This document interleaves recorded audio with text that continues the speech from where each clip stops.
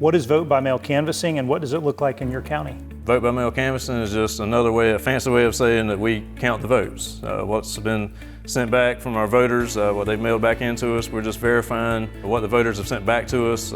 We put them into batches and just make sure that all the numbers reconcile and that everything looks correct. And then we're just verifying what's already taken place on the front end with signature verification and things like that. What does the law say about how soon your office can open vote-by-mail ballots? Florida statute says that we can begin canvassing vote-by-mail ballots as soon as the logic and accuracy test is taking place, which is where we test our equipment to make sure everything's running correctly. And that can be as early as 25 days before early voting.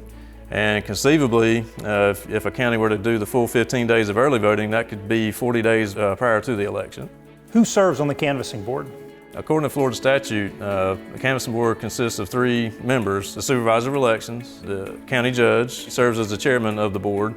Florida statute also says that we can provide alternates for these folks if they can't attend a meeting. We also have people that can fill in, and there's also substitutes.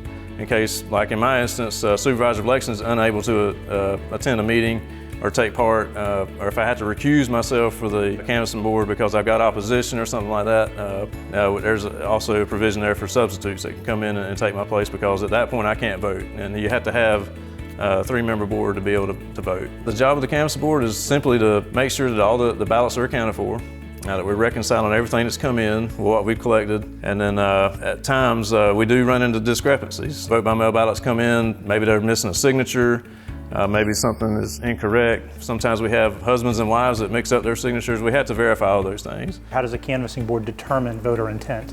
Sometimes it's very easy, sometimes it's very difficult to determine voter intent. The easiest one I've ever ran into is where they've made 2 choices, but they've drawn a line that says this one. Those are pretty easy to, it's unmistakable which person they're going for. But sometimes it may be as subtle as somebody dropped a pin and made a little mark in the oval and then filled in the next one, and the machine picked up both and counted it as an overvote.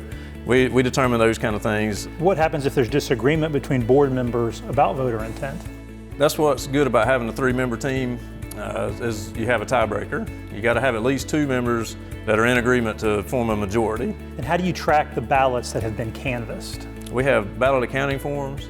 You know, what we receive on a daily basis, we put those into a batch count, and it'll have the number of ballots that are in that batch. And we do them on a daily basis. Other counties do it differently.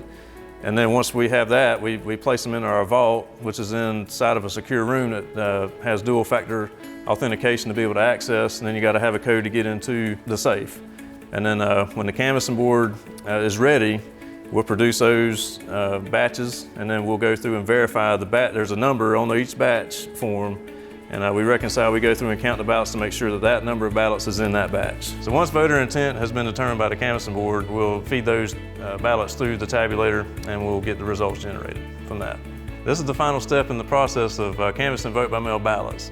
This is a DS200 tabulator, and once we have all the envelopes open and all the ballots out, then we begin feeding the ballots into here to tabulate and get results at the end of the day.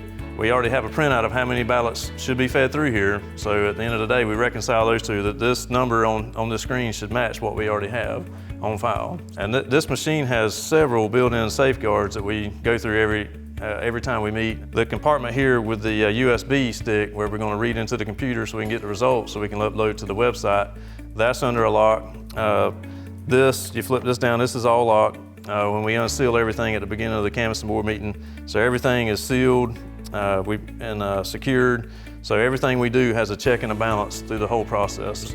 So voters can be very confident that this machine is safe and secure, and the ballot totals that go through are counted the way that was the voter intended. Is vote-by-mail canvassing open to the public?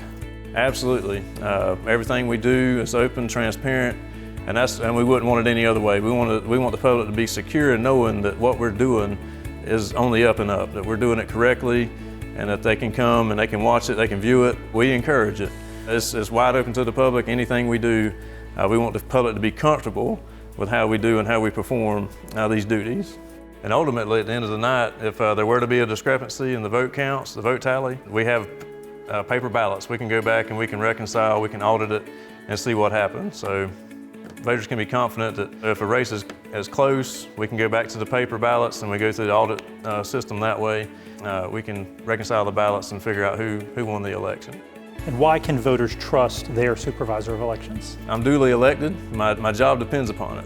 I mean, if I don't do my job, I'm getting some opposition and I'm going home in the next election. So number one, I've got to do my job. If I don't do my job correctly, I'm going to pay for it at the polls next election. And two, I mean, it's just, I think it's ingrained in all supervisors that integrity is very important. You cannot have a good election without integrity. Integrity is the key ingredient to elections. And Florida has to say, I got to boast, we are the model for the nation. All the other states are looking at Florida, wondering how we're doing it and how we're doing it so well. Integrity, that's number one, you got to have that. So that's what makes us successful. That's what makes us successful here in Lafayette County. And that's why I enjoy doing what I do. So being able to put forth a product to the people and they trust that what has been done is good and secure and accurate. Florida Supervisors of Elections and I want you to know that you can have confidence in our elections. We work hard every day to protect the vote and earn your trust. Visit dos.fl.gov/elections to learn more.